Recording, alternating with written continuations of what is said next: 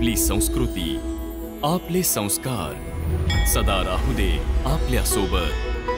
भारताच्या महान ग्रंथांचे आणि काव्यांचे संपूर्ण संकलन. सबस्क्राइब करा तिलक.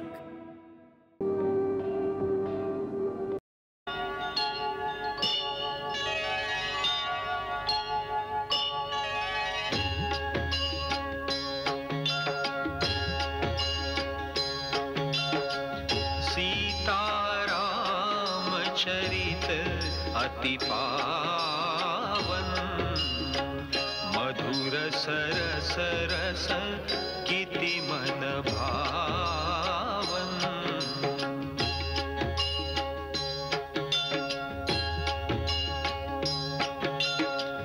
युग युग गीत तयांचे गावे, प्रभु गुण गात मना सुख वावे.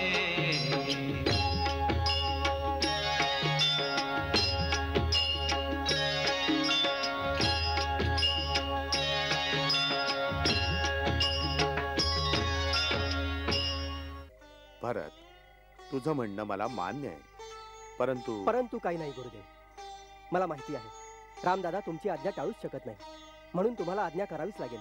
नाहीतर मी अन्न पाणी सोडून इथे चित्रकूटातच आपल्या प्राणांचा त्याग नाही करेन. वत्सा, त्याची आवश्यकता नाही. धन्यवाद गुरुदेव. असं वाटतंय की आता माझा भाग्योदय जवळच आहे.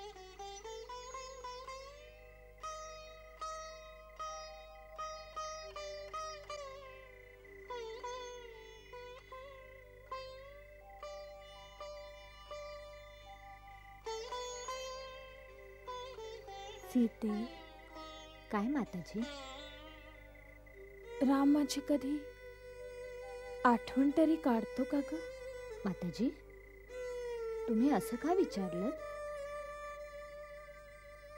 तो खूप निर्मळ आहे ना, भावनेपेक्षा कर्तव्यालाच श्रेष्ठ मानतो. माताजी, तुमची तर ते अशी पूजा करतात जशी माता भवानीची. त्यांनी येताना पिताश्रींकडे काही मागितलं नाही, फक्त एवढंच मागितलं होतं की माझी माता खूप दुःखी आहे, त्यांच्यावर प्रेम आणि कृपा राहू द्या. तो मनाने संन्यासी, तरीही त्याचं सगळ्यांवर लक्ष असतं.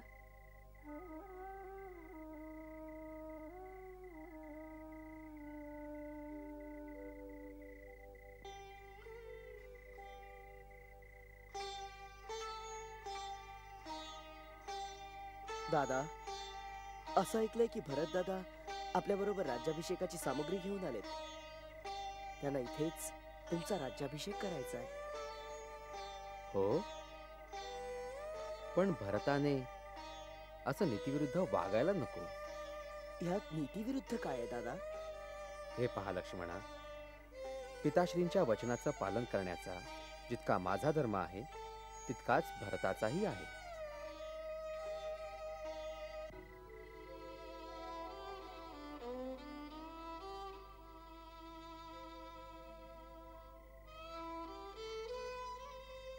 गुरुदेव, नाही, त्यांनी ऐकलं नाही. रामदादांनी ऐकलं नाही. काय नाही ऐकलं वत्सा? त्यांची इच्छा जाणून घ्यायला मी लक्ष्मणाकडून त्यांना सूचना दिली होती की आपण त्यांचा राज्याभिषेक इथेच करू, परंतु ते असं म्हणाले की भरत अशा नीतीविरुद्ध गोष्टीचा विचारही करणार नाही. पिताश्रींच्या वचनाचे पालन करण्याचा धर्म जितका माझा आहे तितकाच भरताचाही. गुरुदेव, तुम्ही माझ्यासाठी काहीतरी करा. मी मरून जाईन. तुम्ही रामदादांना आज्ञा करा. भरत, तुझ्या प्रेमाची पराकाष्ठा बघून वशिष्ठांचंही मन विचलित होत आहे, तर काय रामावर त्याचा प्रभाव नाही पडणार? असं वाटतंय की तुझ्या निश्चल प्रेमाच्या धारेत तिन्ही लोक वाहून जातील. खरंच गुरुदेव, माझा रामदादाही? हो, तुझे रामदादाही. जर मानवाच्या हृदयातून खरी हाक आली तर स्वतः देवालाही आपले नियम तोडावे लागतात. उद्या सकाळी आपण सभा बोलवू, तिथे सगळे निर्णय घेऊ. गुरुदेव,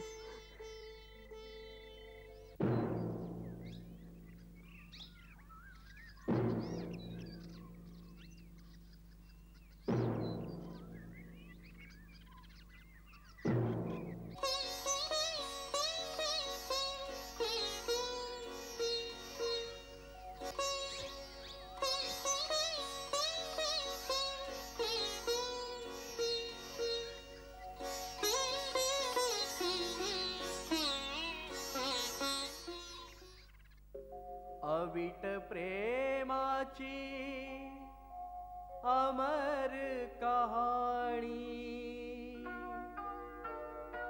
एक त्यागी तुझ्या बलिदानी.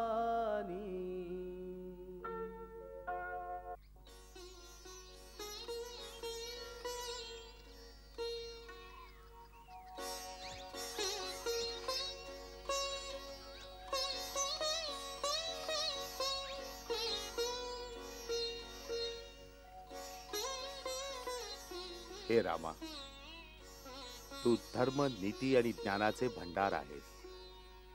सगळ्यांच्या मनातले भाव तू जाणतोस आणि त्यात खरं आणि खोटं कोण आहे हेही तू ओळखू शकतोस. तू हेही जाणतोस की भरत तुझ्याकडे एक प्रार्थना घेऊन आला आहे आणि त्याच्या प्रार्थनेचं समर्थन करायला माता, मंत्रीगण, अयोध्यावासी आणि आम्हीही आलो आहोत. तुझ्या वियोगाच्या अथांग सागरात बुडालेल्या या आत्मीय जनांची दशा अतिशय करुणाजनक आहे.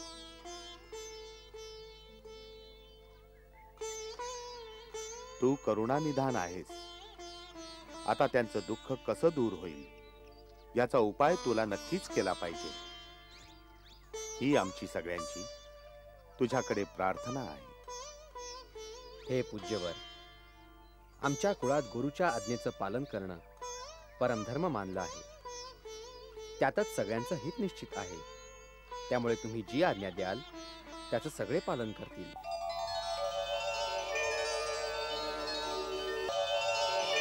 मी भर सभेत ही प्रतिज्ञा करतो, माझ्यासाठी तुम्ही जी आज्ञा कराल ती श्रीसावंद्य मानून मी त्याचं पालन करेन.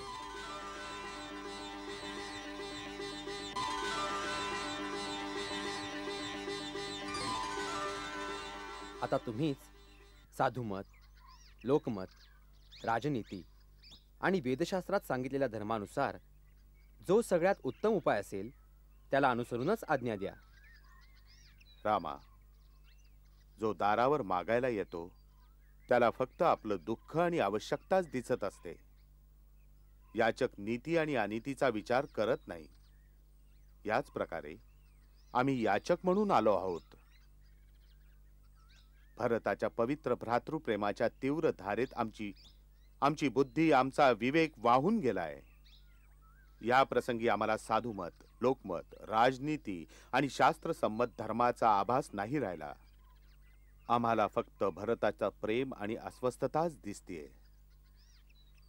आम्ही इतकंच सांगू शकतो की भरताचं हित पाहून जे केलं जाईल ते शुभ असेल. तात भरत, तुझे मोठे बंधू कृपासिंधू आहेत. आता सगळा संकोच बाजूला ठेवून आपल्या मनातली गोष्ट तू त्यांना सांगून टाक.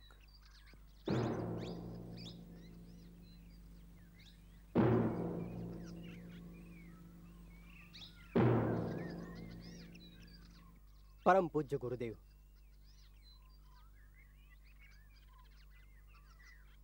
दादा,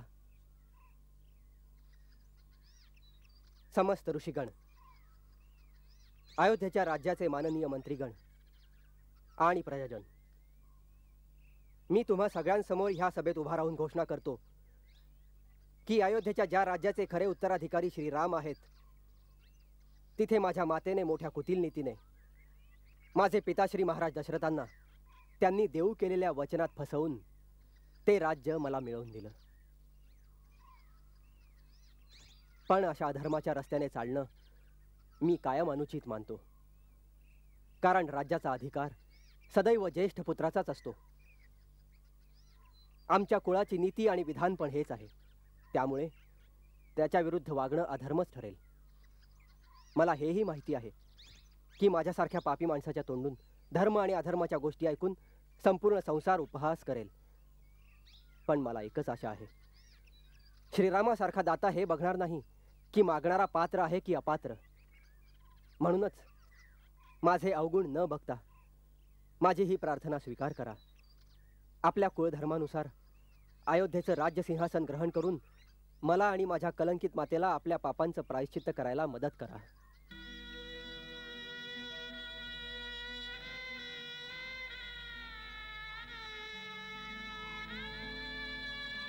तात, तू तुझ्या मनात उगीच कटुता आणतोयस. मी भगवान शंकरांना साक्षी ठेवून सांगतो की तिन्ही काळ आणि तिन्ही लोकात तुझ्यासारखा धर्मात्मा पुरुष झाला नाही आणि होणार नाही. तुझ्यावर कुटिलतेचा आरोप लावणं महापाप आहे. भरत, तुझ्यासारख्या महात्म्याचं नामस्मरण करून पाप, प्रपंच आणि सगळं अमंगल संपून जातं. माता कैकेयीलाही तेच मूर्ख दोष देतील ज्यांना खरं ज्ञान प्राप्त झालं नाही. भरत, माझ्या भावा, या भावनांच्या पलीकडे फक्त एवढाच विचार कर की आपल्या महान पित्याने माता कैकेयीला दिलेल्या ज्या वचनासाठी ना केवळ माझाच त्याग केला, पण या त्यागाच्या दुःखात आपल्या प्राणांचाही त्याग केला. अशा सत्यवादी पित्याच्या वचनाचं आपण पालन करायचं की त्यांच्या मृत्यूच्या पश्चात त्यांच्या वचनाचा अनादर करून त्यांना खोटं पाडायचं? सांग भरत, यावेळी आपल्या चौघांचं काय कर्तव्य आहे?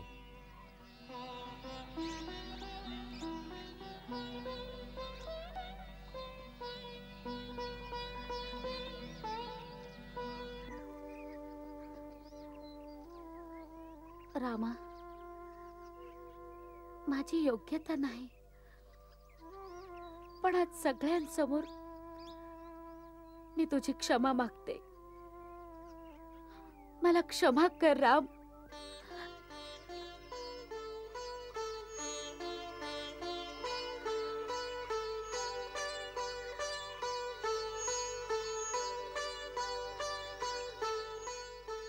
स्वर्गीय महाराजांनी मला वर दिला होता, ते माझ्याशी वचनबद्ध होते. मी आज सगळ्या गुरुजनांसमोर स्वर्गीय महाराजांकडून घेतलेली ती सगळी वचनं मागे घेते आणि तुम्हा सगळ्यांना त्या वचनातून मुक्त करते. त्यासाठी खूप उशीर झाला माते. आपल्याला वचन द्यायचा किंवा परत घ्यायचा अधिकार केवळ पिताश्रींना होता. मी तर फक्त एवढंच जाणतो की पिताश्री स्वर्गवासी झाल्यावर त्यांच्या वचनांचं पालन करणं हा एका पुत्रासाठी जगातला सर्वश्रेष्ठ धर्म आहे. मला विश्वास आहे की त्यांच्या शेवटच्या क्षणीही त्यांना या गोष्टीचा गर्व असेल की त्यांच्या पुत्राने त्यांच्या वचनाचा मान राखला. त्यांच्या मृत्यूनंतर आपण त्यांचा तो गर्व नष्ट होऊ द्यायचा? भरत, आपले पिता जाण्यापूर्वी ही आज्ञा देऊन गेलेत की एक पुत्र वनात राहील आणि दुसरा राजा बनेल. त्यांच्या ह्या आज्ञेचं पालन करणंच आपला सगळ्यांचा धर्म आहे. ठीक आहे, जर हाच धर्म असेल तर मी 14 वर्ष वनात राहतो, पण तुम्ही अयोध्येला परत जा. धर्म म्हणजे व्यापार नसतो भरत, जिथे वस्तूंची अदलाबदल होते. धर्म अगदी कठोर आणि व्यक्तिगत असतो. जर प्रत्येकाने आपलं कर्तव्य दुसऱ्याच्या खांद्यावर लादलं तर या सृष्टीत अनाचार पसरेल.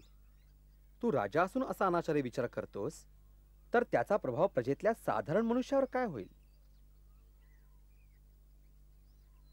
ही गोष्ट बोलताना तू उचित अनुचित याचा विचार नाही केलास माझ्या भावा. दादा, यावेळी मला उचित अनुचित काही सुचत नाहीये. बस, मला एकाच गोष्टीचा भरवसा आहे की माझ्या भावाचं माझ्यावर इतकं प्रेम आहे की लहानपणी सुद्धा जेव्हा मी खेळात हरत होतो तेव्हाही ते माझ्यासाठी खोटं बोलून सुद्धा मला जिंकवत होते. आजही तेच प्रेम आठवून मी आपल्या प्रेमळ भावाला हे सांगायचं साहस करतो आहे की आजही तुम्ही उचित अनुचिताचा विचार सोडून मला जिंकवून द्याल. दादा, दादा, मी तुमचा तोच लहानगा भरत आहे दादा. तुझ्यासाठी तर मी आजही खोटं बोलायचं पाप करू शकतो, कारण त्यात पापाची शिक्षा फक्त मलाच भोगावी लागेल. पण तू मला असं कार्य करायला सांगतोयस ज्यामुळे आपल्या पिताश्रींचं वचन खोटं पडेल.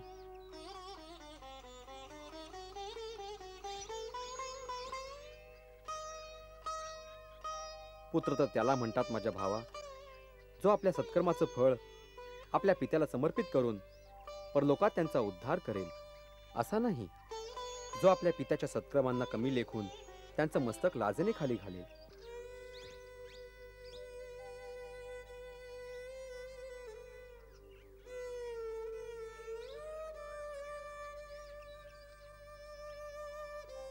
मग ठीक आहे दादा, तुम्ही तुमचं कर्तव्य करा, मी माझा धर्म पाळतो. मी पण ह्या पर्णकुटी समोर कुशा अंथरून अन्न पाणी ग्रहण न करता तोपर्यंत बसून राहीन जोपर्यंत हा निर्णय होत नाही की श्रीरामाला भरत प्रिय आहे की नाही. नाही तर ह्या चरणांशी प्राण देऊन टाकेल. नाही नाही भरत, नाही.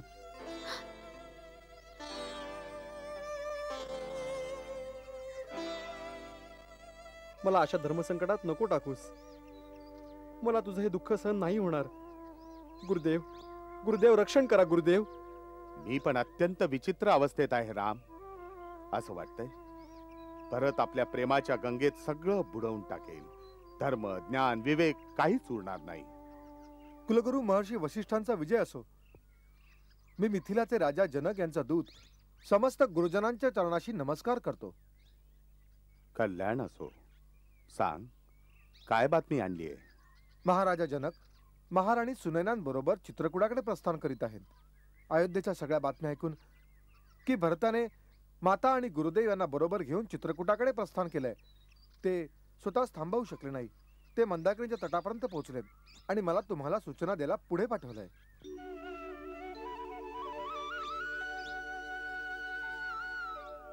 ही अत्यंत आनंददायक बातमी आहे. महाराज जनक यांच्या येण्याने आमचा भार हलका झालाय. विदेहराज निपक्षपणाने आमच्या समस्येचं समाधान करतील आणि म्हणूनच आजची ही सभा त्यांच्या आगमनापर्यंत स्थगित केली जावी. राम, भरत, तुम्ही चारही भाऊ पुढे जाऊन महाराज जनकांचं उचित स्वागत करा. जशी आज्ञा गुरुदेव.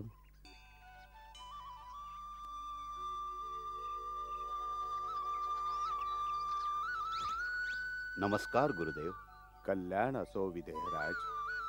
आपलं आगमन शुभ आहे. चिरंजीवी हो.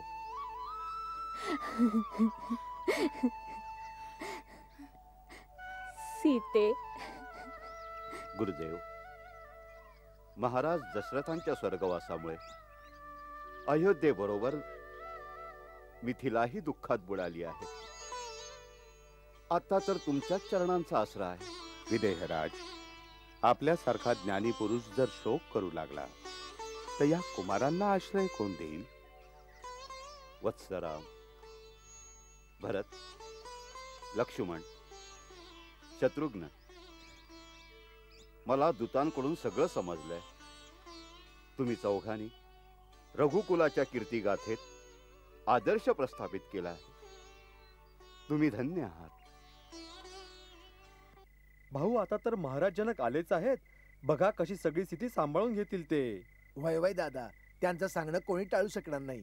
हो, त्यांना आपल्या मुलीची काळजी तर असेलच. त्यांना थोडंच वाटेल की त्यांच्या मुलीनं असं वनात भटकावं. असं नको म्हणू दादा. जनकजी फक्त म्हणण्यापुरते राजा आहेत. त्यांना जराही मोहमाया नाही. बघा कसे निपक्ष मनाने धर्माची गोष्ट सांगतील. आपले भरत काय कमी आहेत? त्यांनी श्रीरामांना कसं धर्म संकटात टाकलंय. यावेळी तर भाऊ, एका तराजूत धर्म आहे तर दुसऱ्या तराजूत प्रेम. जनकजींना बरोबर माप घ्यायचं आहे. बघायचंय की कुठला तराजू जड आहे. ताई, मिथिला नरेशांच्या येण्याने आमच्या सगळ्यांच्या आशा वाढल्या. ह्या प्रसंगी दोन्ही घरांमध्ये तेच सर्वात मोठे. मनातून चिंता काढून टाका महाराणी. प्रभू सगळ्यांचं मंगल करतील. दोन्ही भाऊ आपापल्या म्हणण्यावर अडून बसले. मी काय करू? मला तर खूप भीती वाटते. इतक्या अधीर होऊ नका महाराणी. प्रत्येक रात्रीनंतर सकाळ नक्की येते. आता निर्णय राजा जनकांच्या हातात आहे. राम वनात असो की राज्यात, मला काहीच फरक पडत नाही. पण माझ्या भरताची व्यथा ज्या निर्णयाने मिटेल तोच निर्णय महाराज देऊ देत. देवी, देवी, तुम्ही त्यांना नक्की सांगा. नक्की सांगेन. आता जरा आज्ञा द्या राजमाता. जरा थोडा वेळ सीतेला पाठवलं तर तुमची मोठी कृपा होईल. तिचे पिताश्री तिला अजून नीट भेटले देखील नाहीत. अवश्य घेऊन जा देवी, अवश्य. सीता, काय? माते बरोबर जा बाळा. धन्यवाद. सुखी राहा.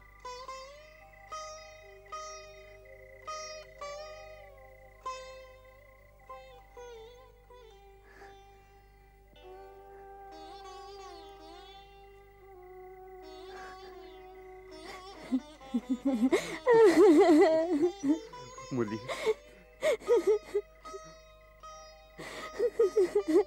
बाळा, सीते,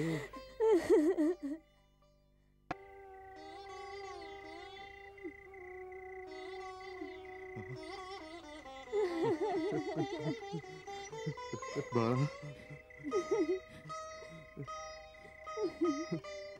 मुली, सीते,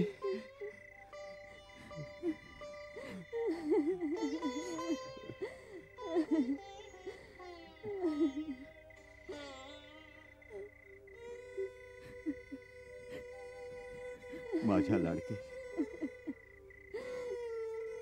तुझा हा वेश बघून माझं काहीच करुणेनं तुटते.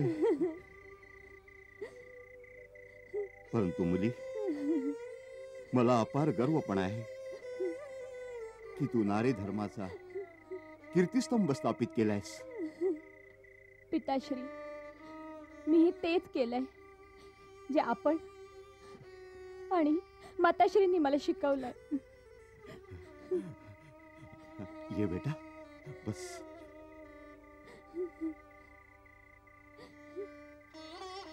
वैदेही, तू सासर आणि माहेर दोघांनाही पवित्र केलेस. तू दोन्ही कुलांची कीर्ती वाढवलीस. तू माता पितांचं मस्तक गर्वानं उंच केलेस. देवी नदी गंगा केवळ 3 पथांवर प्रवाहित होते, परंतु तुझ्या या चारित्र्याच्या पवित्र कीर्तीनं समस्त आर्यवर्त पावन तीर्थस्थळ होऊन जाईल.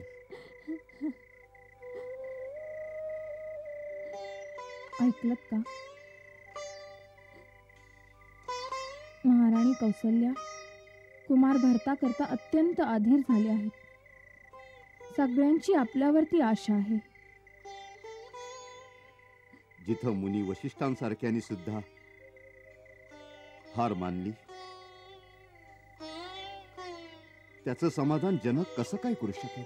आपण अवश्य त्यांचं समाधान करू शकाल महाराज. राजमाता कौसल्या, दोन्ही राण्या आणि अयोध्यावासी केवळ भरताची चिंता करीत आहेत. राणी,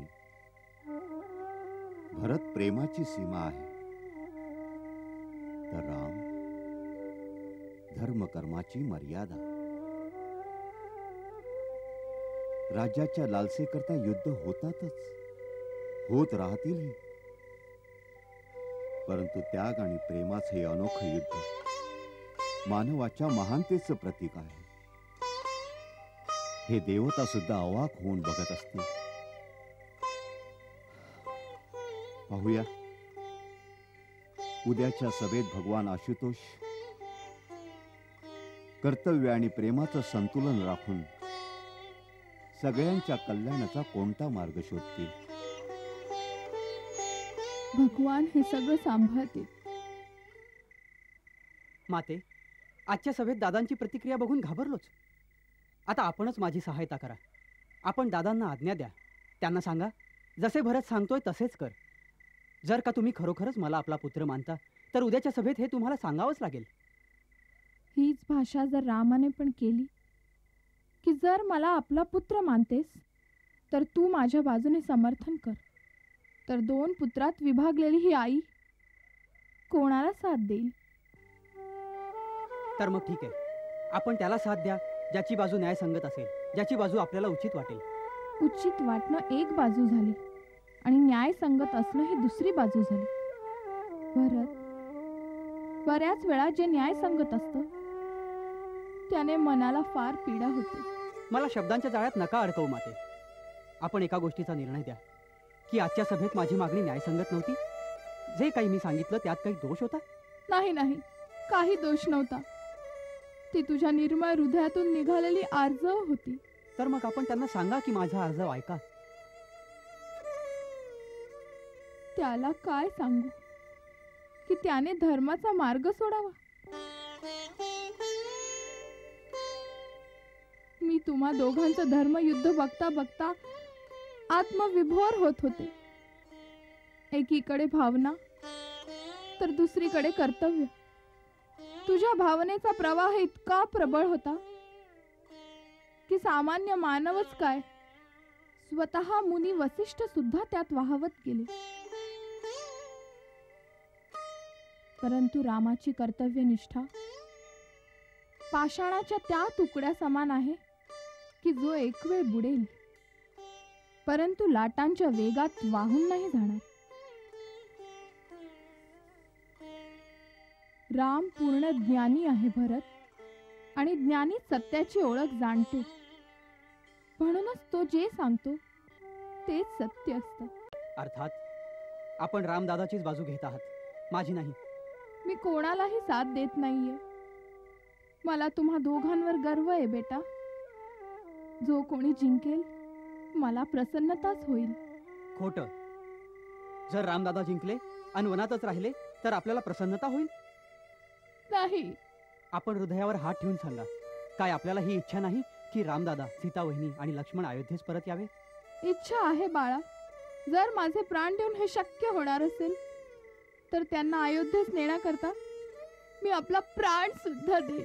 आणि आपण हेही जाणता की जर आपण आज्ञा केलीत की राम कोणताही तर्क न करता अयोध्येस चल, तर त्यांना ऐकावंच लागेल. हो, हे मी जाणते. तर मग का ही आज्ञा देत नाही माते? का ही आज्ञा देत नाही? कारण की आई स्वार्थी नसते.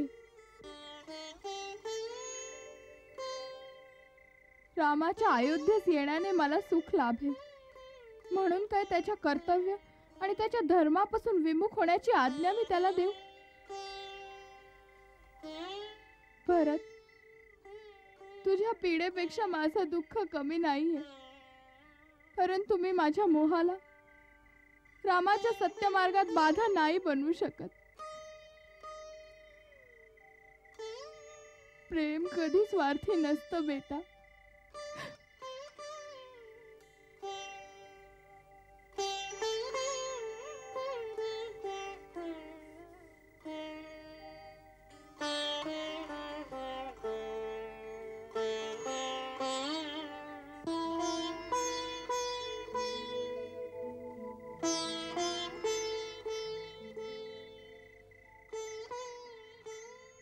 माते,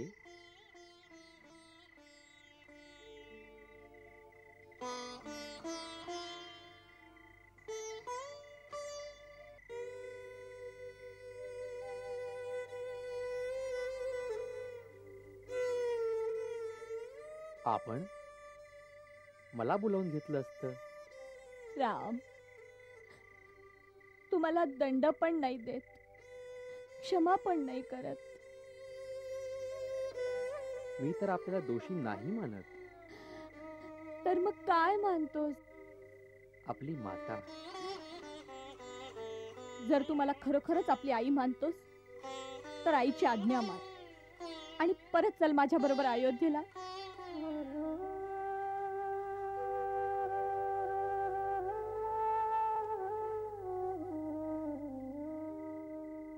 माते, आपल्या पुत्राकडे आपल्या ममतेचं मोल मागायला आली आहेस.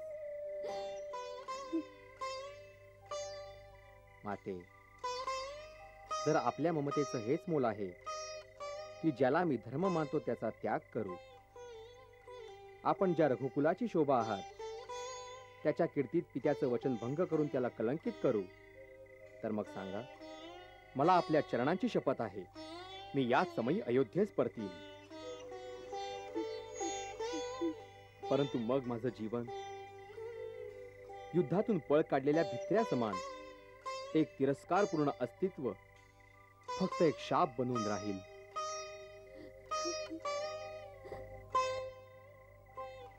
परंतु तरीही तुमची जर हीच आज्ञा असेल तर सांगा. नाही नाही राम, नाही.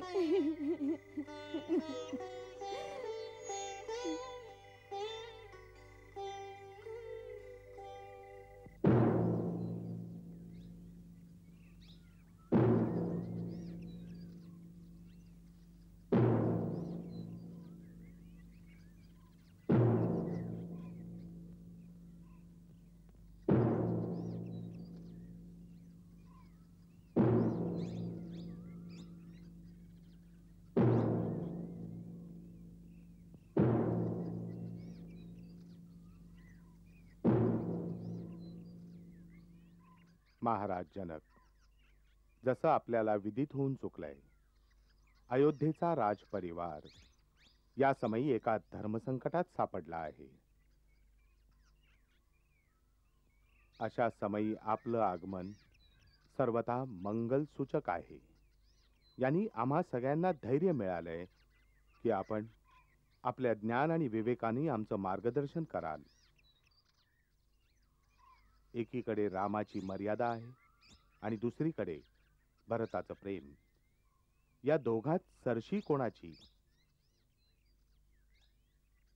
आपण या समयी दोन्ही परिवारात सर्वश्रेष्ठ आहात. म्हणूनच सगळ्यांनी एकमताने निश्चय केला आहे की आपण जो निर्णय घ्याल सगळेजण त्याचं पालन करतील. तात, आमच्याकरता आता पिताश्रींच्या स्थानी आपणच आहात. आपण धर्माचे पूर्ण ज्ञानी आहात. म्हणूनच मला पूर्ण विश्वास आहे की आपण माझ्या धर्माची रक्षा कराल. मला आपला सेवक समजून आपण जी आज्ञा कराल मी ती पूर्ण करेन.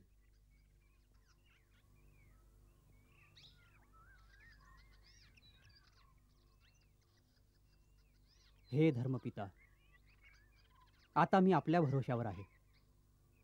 आपण एका पित्याप्रमाणे मला अधर्मापासून वाचवाल. आपण एक राजा पण आहात आणि ऋषी पण. म्हणूनच निष्पक्ष भावानं माझ्या हृदयीच्या प्रेमाला ओळखून आपण न्याय कराल. मी श्रीराम दादाच्या राज्याभिषेकाची संपूर्ण सामग्री आपल्यासमोर ठेवली आहे. जर न्याय माझ्या पक्षात आहे तर याच समयी सगळ्यांसमोर श्रीरामदादाचा राज्याभिषेक केला जावा. हीच अपेक्षा घेऊन मी आपल्याला आपल्या आज्ञेच्या अधीन करीत आहे.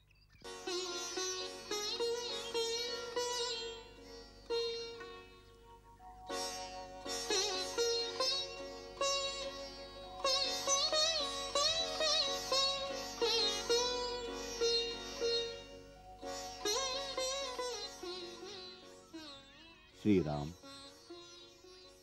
श्री भरत, तुम्हा दोघात महान कोण आहे याचा निर्णय तर स्वतः ब्रह्मदेव पण नाही घेऊ शकत. आणि मी तर एक तुच्छ प्राणी आहे.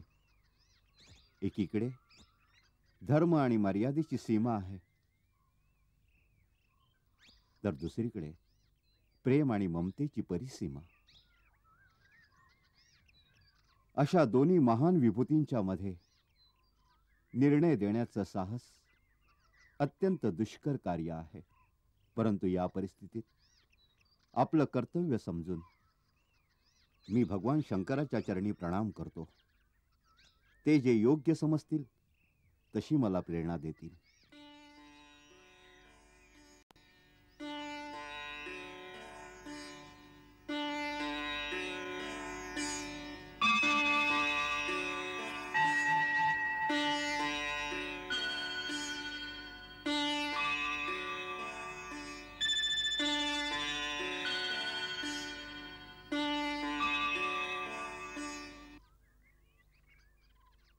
हे राम, आपल्या धर्मावर आपली दृढता पाहून या समयी देवता सुद्धा तुमची वंदना करीत आहे. धर्म सगळ्यात मोठी शक्ती आहे, जिच्या आधारे ही पृथ्वी स्थित आहे. शास्त्रानुसार तिन्ही लोकात धर्मापेक्षा मोठं काही नाही. त्यामुळेच आपण सर्व एकमेकांशी निगडीत आहोत. परंतु प्रेम ही अशी दिव्य नीती आहे जिच्यावर कोणत्याही धर्माचं बंधन नाही. प्रेम, निर्मळ निस्वार्थ प्रेम सर्व धर्माच्या वर आहे. तेच प्रेम आपल्या पराकाष्ठेत जेव्हा अनन्य भक्तीचं रूप धारण करतं, तेव्हा स्वयं भगवान पण विधात्याने बनवलेल्या कर्माची सगळी विधानं, सृष्टीचे सारे नियम तोडून भक्तांच्या समोर हात जोडून उभे राहतात आणि ते आपल्या भक्तीचा मान राखण्याकरता विवश होतात. म्हणूनच या वेळेला भरताचं पारडं जड आहे.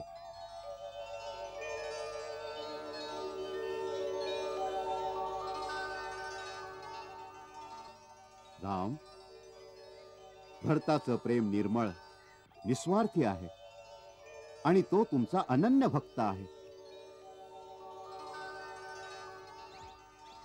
तुझ्या प्रेमाचा विजय झालाय भरत.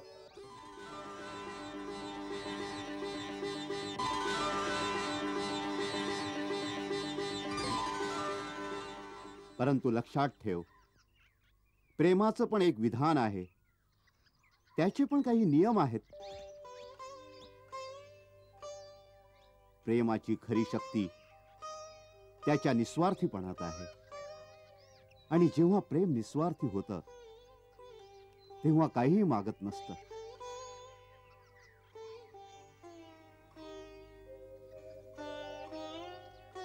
आपल्या प्रेमाला काही देऊ करणारं असतं. त्याचं सुख, त्याच्या प्रसन्नतेकरता सगळं काही बहाल करू इच्छितं. म्हणूनच या समयी तू हाच निर्णय घे की तू आपल्या रामाकरता काय देऊ शकतोस. प्राणाहून मोठी दुसरी कोणती वस्तू नसते महाराज. मी श्रीरामाकरता आपले प्राण देऊ शकतो. प्राण देणं सोपं काम आहे, परंतु आपल्या प्रेमाखातर कधी कधी जगणं कठीण असतं.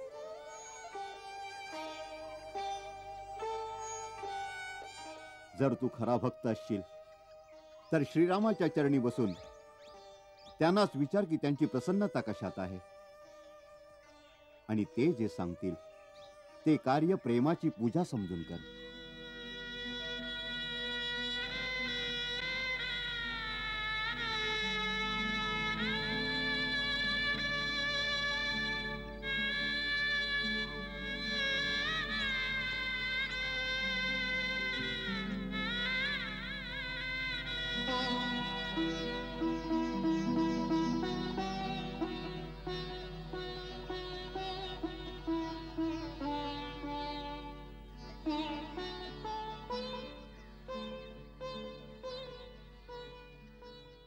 महाराज, आपण माझ्या डोळ्यावरचे स्वार्थाचे सगळे पडदे दूर केलेत. आतापर्यंत मी केवळ आपलं कर्तव्य, आपली कीर्ती याचाच विचार करायचो आणि त्यालाच प्रेम समजायचो. परंतु आपण मला जिंकवून मला भक्तीचं दान दिलं आहे. मी जन्मजन्मांतरापर्यंत आपल्या या उपकाराचा ऋणी राहील.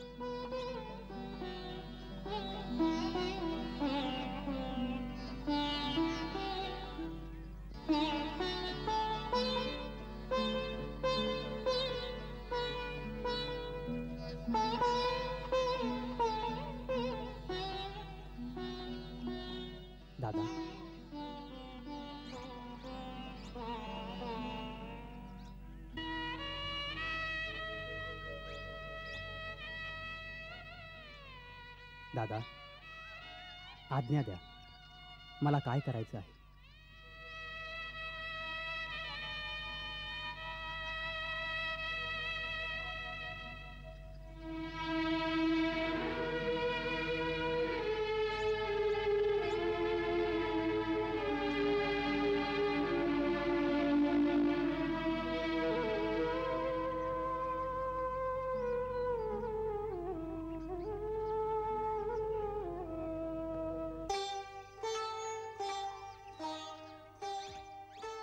जिंकणारे खाली नाही बसत भरत. माझ्या भावा, आज रामाची तुझ्या प्रेमापुढे हार झाली आहे. जे राज्य तू मला द्यायला आला आहे त्याचा मी स्वीकार करतो.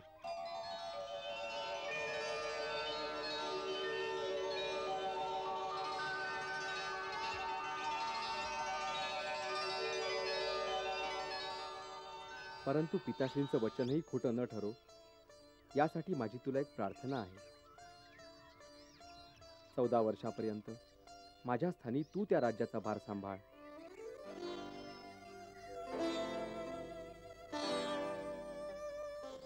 परंतु दादा, मी तर अबोध बालक आहे. माझ्यानं राज्याचं शासन नाही होऊ शकणार. गुरुदेव, आर्य सुमंत आणि अन्य मंत्रीगण यात तुझी सहाय्यता करतील. गुरुदेवांच्या आज्ञेनुसार सारी कार्य करशील तर कठीण नाही वाटणार. सारी कार्य सहजगत्या होत राहतील आणि 14 वर्षानंतर मी येऊन आपला राज्यभार स्वीकारेन.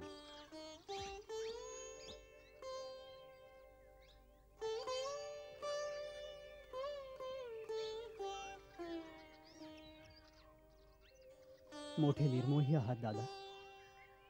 प्रेमाचं कोणतंच मोल नाही ठेवलं.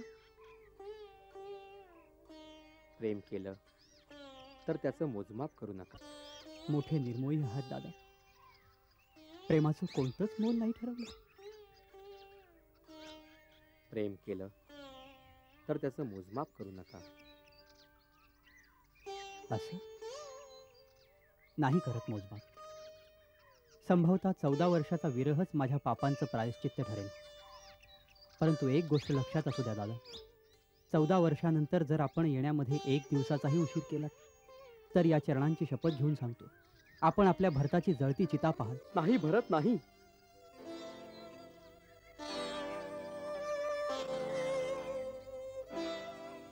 भावा, मी तुला वचन देतो, माझ्या येण्यात 1 दिवस पण उशीर होणार नाही. दादा, काही मागितलं तर द्याल? वेड्या, तू माझे प्राण मागितलेस तर या क्षणी देईन तुला. बोल, काय हवंय तुला? मला आपल्या चरण पादुका द्या. चरण पादुका? हो दादा. दादा, आपलं राज्य तर आपल्या या सेवकाकडे आपली धरोहर म्हणून राहणार आहे. जेव्हा आपण नसणार तेव्हा सिंहासनावर कोण बसणार? मी आपल्या पादुकांना आपलं राजचिन्ह बनवून सिंहासनावर ठेवीन आणि नित्यनेमानं त्यांचा आशीर्वाद घेऊनच आपलं राज्यकर्म करीन.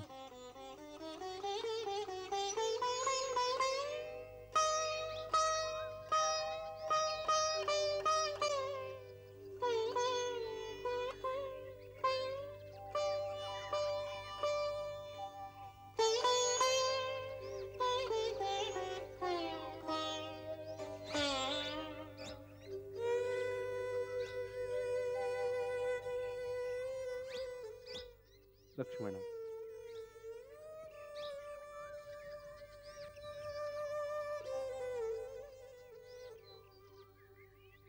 महात्मा भरत, तू धन्य धन्य आहेस. तुझा सदा सदा विजय असो.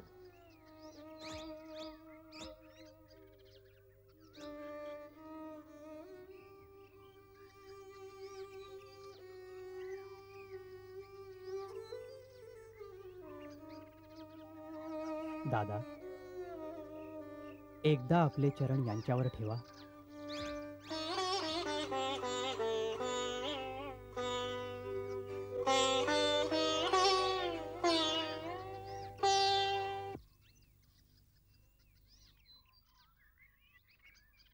प्रभु करे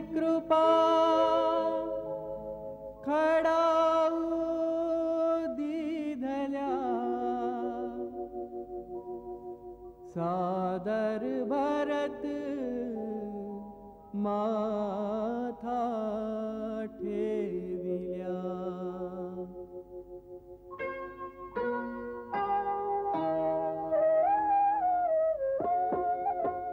राम भक्त घेऊन निघाला रामाची निशाणी राम भक्त घेऊन निघाला रामाची निशाणी डोईवर खडाऊ डोळ्यात पाणी राम भक्त घेऊन निघाला रामाची निशाणी राम भक्त घेऊन निघाला रामाची निशाणी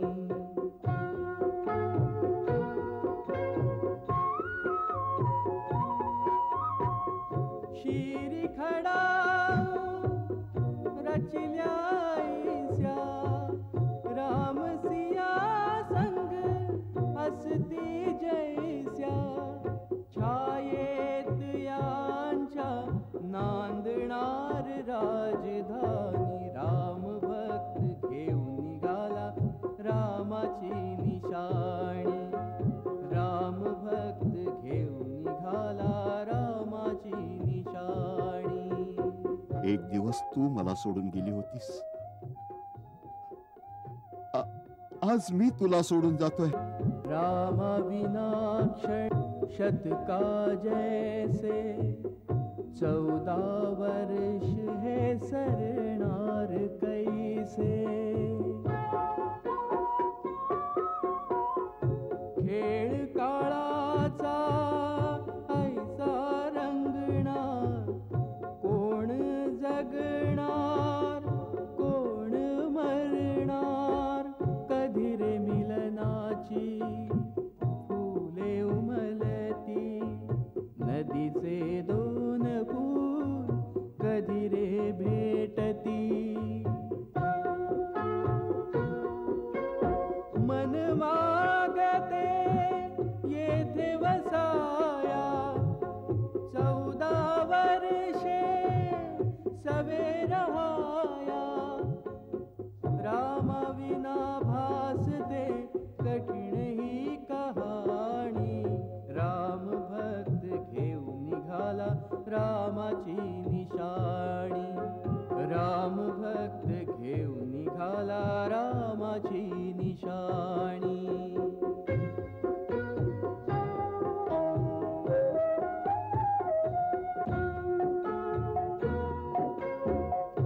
तन मन वचन अनुरागा वेगी धीर धुरंधर धीर ही त्यागी भावनेन भारले धीर वीर ज्ञानी राम भक्त घेऊन निघाला रामाची निशाणी राम भक्त घेऊन निघाला रामाची निशाणी डोईवर खडाऊ डोळ्यात पाणी राम भक्त घेऊन निघाला रामाची निशाणी राम भक्त घेऊन निघाला रामाची निशाणी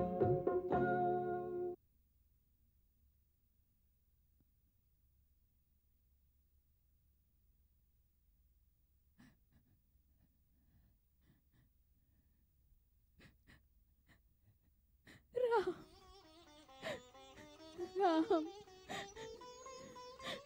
माझ्या बाळा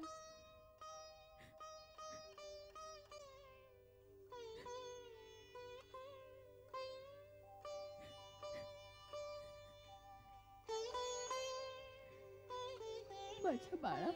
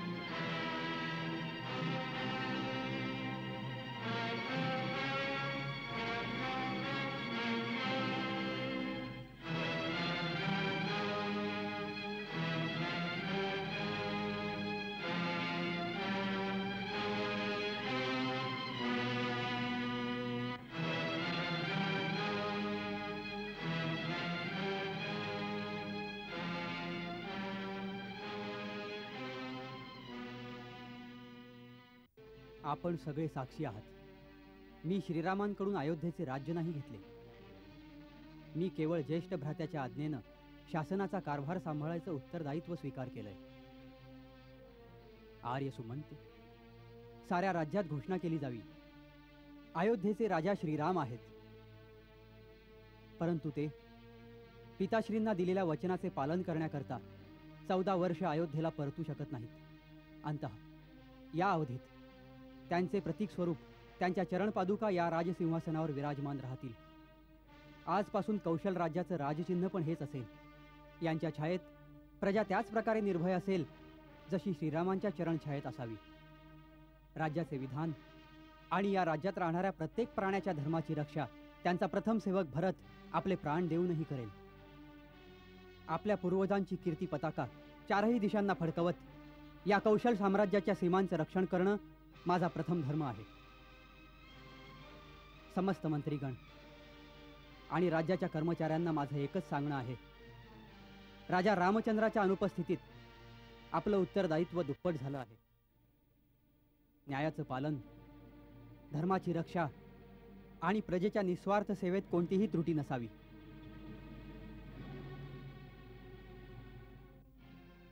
ब्रह्मपिता, विद्वानांना आणि विचारवंतांना माझा अनुरोध आहे, राज्य आणि प्रजेच्या हिताचा कोणताही परामर्श मला द्या. छोटं मोठं कोणतंही कार्य संकोच त्यागून मला ते कार्य करण्याची आज्ञा द्या. मी त्याला शिरोधार्य मानीन.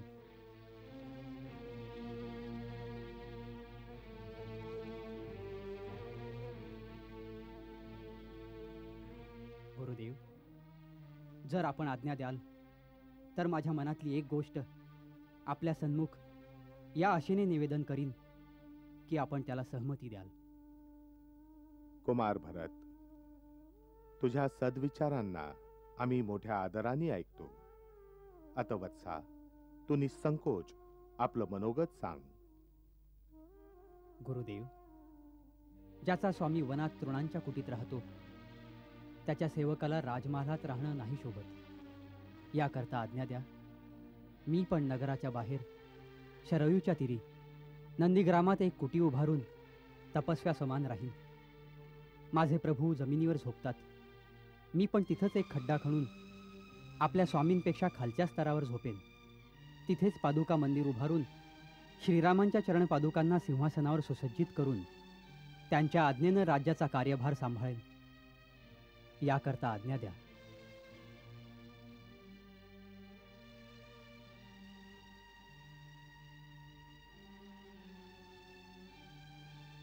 तू धन्य आहेस भरत, धन्य आहेस. तुला आपलं कर्तव्य निर्धारित करण्याकरता आमच्या आज्ञेची आवश्यकता नाही. तू जो विचार करशील, जे ठरवशील, जगात तेच धर्माचं सार मानलं जाईल.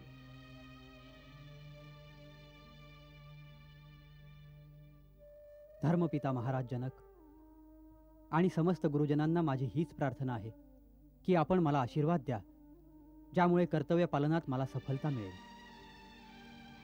कुमार भरत, जसं पर्वतावरून खालच्या भागात वाहत येणारं नद्यांचं समस्त जल सागरात एकत्रित होऊन जातं, त्याच प्रकारे या महान रघुकुलात जन्मास आलेले तुमच्या पूर्वजांचे समस्त स्वीकृत, त्यांचे पुण्यफल आणि सुंदर संस्कार सगळे तुझ्यात एकत्रित झाले आहेत. तुझं नाव या संसारात अमर राहील. तुझ्यासारखा महान मानवच या पृथ्वीवर धर्माचा आधार आहे. तुझ्या हाती अयोध्या सोपून आता मी निश्चिंतपणे मिथिलेला जाऊ शकेन. भगवान आशुतोष तुझं रक्षण करेल.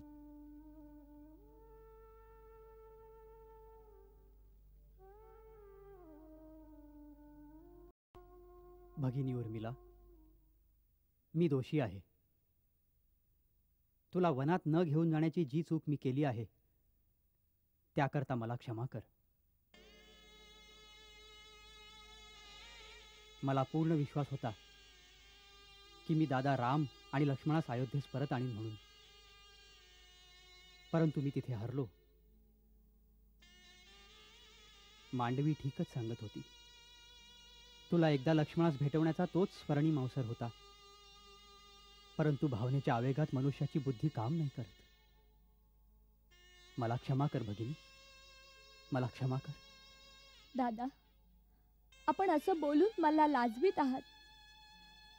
आपल्या महान त्यागासमोर तर आमच्या या छोट्या छोट्या दुःखाचं काहीच मोल नाहीये. अशा समयी जर आम्ही दुःख केलं तर आपल्या महान त्यागाचा अपमान होईल. तरी पण जर माझ्याकडून आपणास तसा आभास जरी झाला तरी पण अजाण बालिका समजून आपण मला क्षमा करावी. तू धन्य आहे उर्मिला. मी सीतामातेच्या महानतेचं प्रतिबिंब तुझ्यात बघतोय. तुझे माता पिता धन्य आहेत भगिनी, तुझे माता पिता धन्य आहेत. माते, मला नंदीग्रामास जाण्याची आज्ञा द्या. मी शत्रुघ्नावर आपल्या सेवेचा भार सोपवून त्यास राजमहालात राहण्यास सांगितलं आहे. तो आपली मनोभावे सेवा करेल, आपल्या आज्ञेत राहील. आपल्याला कोणतेही कष्ट नाही होणार. दोन पुत्र तर वनातली दुःख भोगतच आहेत. आता तू सुद्धा आपलं जीवन कष्टमय बनवू पाहतोस भरत. मला तिथं कुठलेही कष्ट होणार नाहीत माते. केवळ एका गोष्टीचं दुःख असेल, मी आपल्या हातांनी आपल्या श्रीचरणांची सेवा नाही करू शकणार. परंतु माझा सेवक धर्म मला विवश करतोय. आपण तर जाणताच की सेवकाचा धर्म सर्वात कठोर असतो. त्याकरता मी आपली क्षमा मागतोय. तुम्ही रघुवंशी आपल्या कर्तव्याचं पालन करण्यात केवढे निष्ठुर होऊन जाता. ठीक आहे, जो संकल्प तू केला आहेस तो सफल होण्यास भगवान तुझी सहाय्यता करो.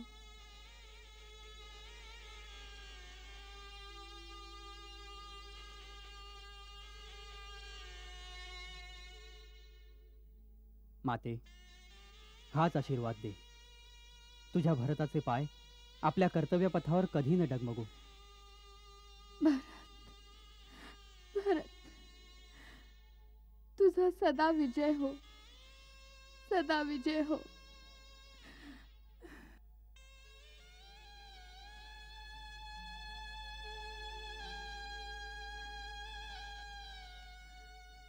मला तुझ्यासारख्या पुत्रावर गर्व आहे भरत. माता भवानी तुझी रक्षा करेल. माझ्या बाळा,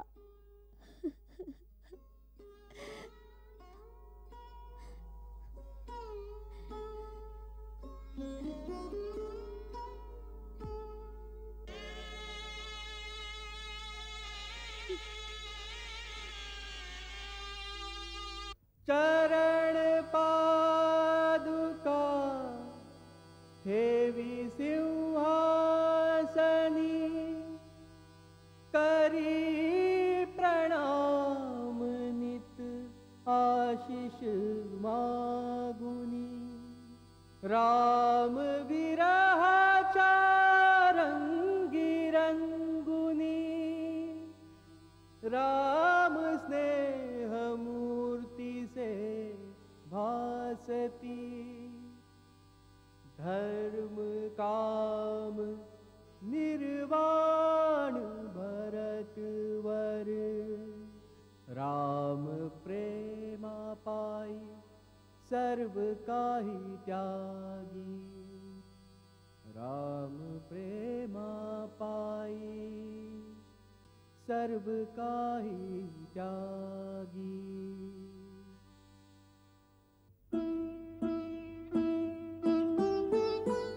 भरत सम नाही दूजा कुणी त्यागी.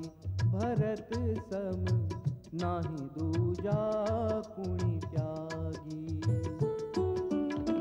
राम लक्ष्मण सीतावनी, भरत होई आपुल्या घरी बैरागी. भरत सम नाही दूजा कुणी त्यागी.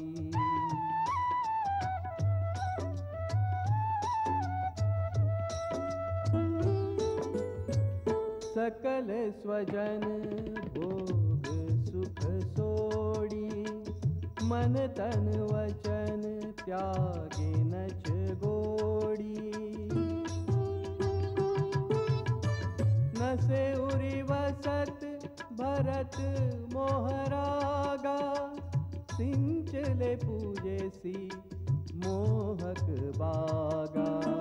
विधि अनुराग विरागाचे संगम, वैरागी अनुरागी भरत सम।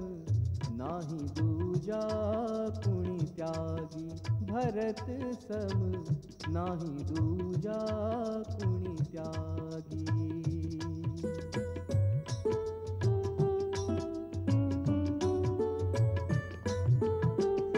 नंदी ग्रामी बनवनी कुटी, धर्मधर वीर त्यातच राही। जटा बांधी शिरी मुनी वेश करी, निजे भागवताच्या बिछाण्यावरी। भेटी जनास नेमाने नित कृतीने, तया ना रघुवीर लागी। भरत सम नाही दूजा कुणी त्यागी, भरत सम नाही दूजा कुणी त्यागी। नित पूजी प्रभु पादुका, प्रीत नारदई समा। माती मातीत आवास करोनी, शासन करी समाधानी। मंगल भाव मनात जपोनी, दशरथ राज आनंदे मनोमानी।